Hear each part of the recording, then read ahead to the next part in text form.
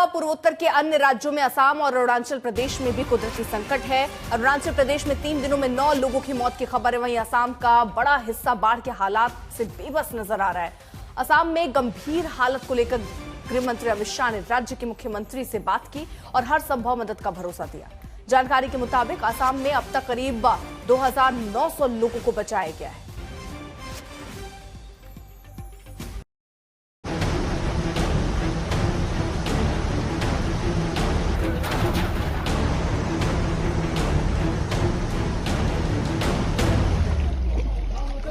असम मॉनसूनी आफत से तरबतर है।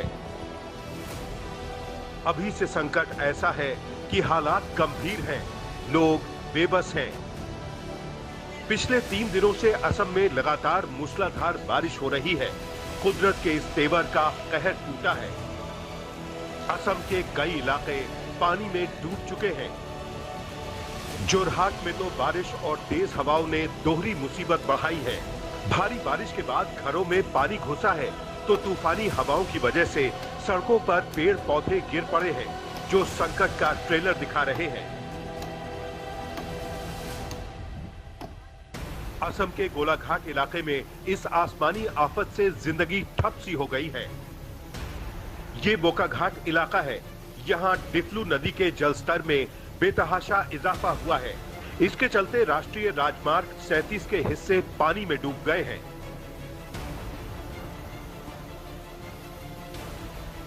अब लखीमपुर की तस्वीरें देखिए। स्थिति यहां भी गंभीर है। एक दिन पहले निप्को जल विद्युत परियोजना से अचानक छोड़े गए पानी की वजह से गाइड बांध अचानक टूट गया। इसका असर रिहायशी इलाकों में दिखा। कच्चे मकान लहरों में समाते दिखे। हाईवे पर पानी ही पानी दिखा, जिसमें से गाड़ियों का गुजर पाना मुश्किल हो गया। लखीमपुर सबसे ज्यादा प्रभावित जिलों में से एक है। ऐसे तमाम बाढ़ प्रभावित हिस्सों में लोगों के रेस्क्यू का काम जारी है। पूरे असम की बात करें तो कई जिले इस मुसीबत की मार झेल रहे हैं। गुवाहाटी में संकट गहराया है। कामरूप में भी स्थिति गंभीर है। गोलाघाट में सैलाबी कहर टूटा है।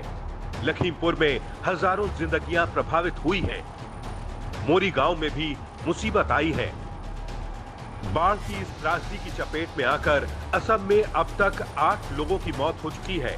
जानकारी के मुताबिक असम के 15 जिलों में करीब 80,000 की आबादी प्रभावित हुई है।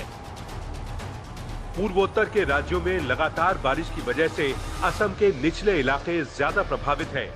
सेंट्रल वाटर कमीशन ने उफनती नदियों का हवाला देते हुए राज्य के लोगों को आगाह किया है। 3 दिनों से भारी बारिश का सिलसिला जारी है और यही वजह है कि असम में तबाही बढ़ती जा रही है।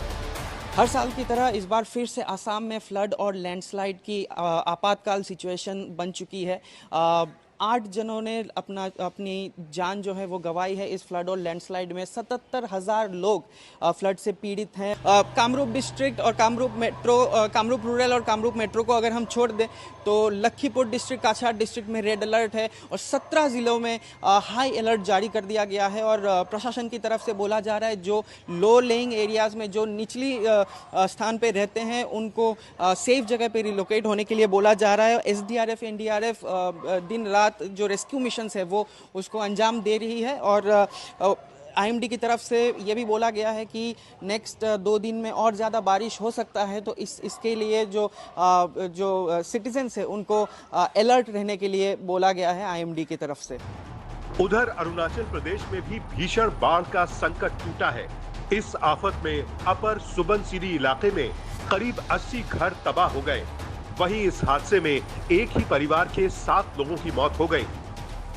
मॉनसून की इस मार ने जिंदगी पर गहरा असर डाला है। कई दिनों से लगातार बारिश हो रही है। कई इलाकों में मौसम का रेड अलर्ट है। मिजोरम के आइजोल में भी आसमानी आफत टूटी है। यहाँ मॉनसून की बारिश से हालात ऐसे हो गए हैं कि पहाड़ दरकने लगे हैं। लैंडस्लाइड से संकट गहराया है। गुवाहाटी से हृदय दास कानूनगो के साथ आज तक ब्यूरो।